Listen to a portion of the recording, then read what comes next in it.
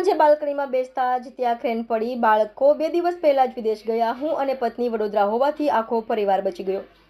મેટ્રોના 4.15 kilometre લાંબા Sarthana nature park Kapodra route પર વરાછામાં ગુરુવારે સાંજે 5:30 વાગ્યે દુર્ઘટના સર્જાઈ હતી. 2 ક્રેન વડે 130 ટનના ગટર લોન્ચરનું બોક્સ ફિટ કરતી વેળાએ ક્રેનના હાઇડ્રોલિક પ્રેશર ઘટી જતા તમામ વજન બીજી ક્રેન પર આવી પડ્યું હતું, જેને કારણે તે ક્રેન એલજી બોક્સ સાથે બાજુમાં યમુનાનગરના બંગલા નંબર 13 પર તૂટી પડી હતી, જેથી બંગલાનો ભાગ તૂટી ગયો હતો. જો કે બંગલા માલિક બારગામ હોવાથી મોટી દુર્ઘટના ટળી હતી. પોતે બિલ્ડર એવા બંગલા માલિક મહેશ દેસાઈ ભાસ્કરને કહ્યું હતું કે હું, મારી પત્ની અને 2 બાળકો રોજ સાંજે બાલ્કનીમાં બેસતા ત્યાં જ ક્રેન પડી હતી. જો કે બંને બાળકો 2 દિવસ પહેલા જ વિદેશ ગયા છે અને હું અને પત્ની વડોદરા ગયા હોવાથી આખો પરિવાર બચી ગયો છે. દુર્ઘટના અંગે મેટ્રોના અધિકારીએ કહ્યું કે જરૂરી તમામ પ્રોસિજર મુજબ કામ ચાલી રહ્યું હતું. આ મિકેનિકલ ફેલ્યોર છે. ક્રેનની મદદની લોન્ચિંગ ગટર બોક્સ ઉપાડી રહ્યા હતા ત્યારે આ દુર્ઘટના બની હતી. 2 ક્રેનને એક બંગલો કમ્પાઉન્ડ હોલને નુકસાન થયું છે.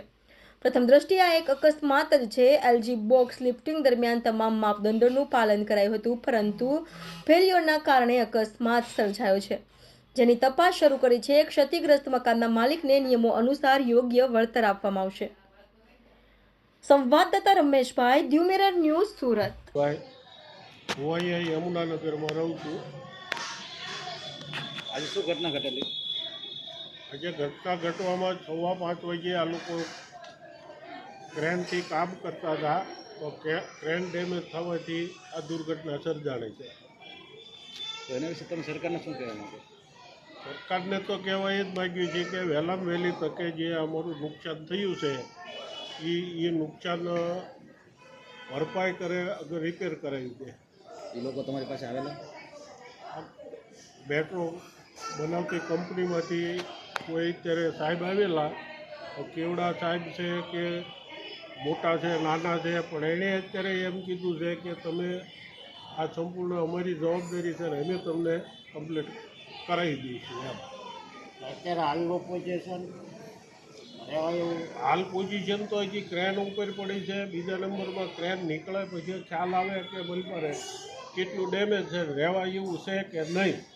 ક્રેન નીકળ્યા પહેલાં તો કોઈ પોઝિશનની ખબર પડે એવું નથી, અને અંદર આ વજનવાળી ક્રેન મકાનની ઉપર પડી હોય અને અંદર જવાનું જોખમ કોઈ લઈ શકે નહીં.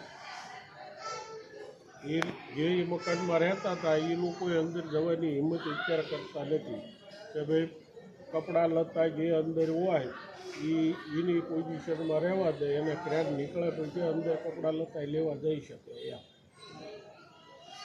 ખરાબ પોઝિશન છે.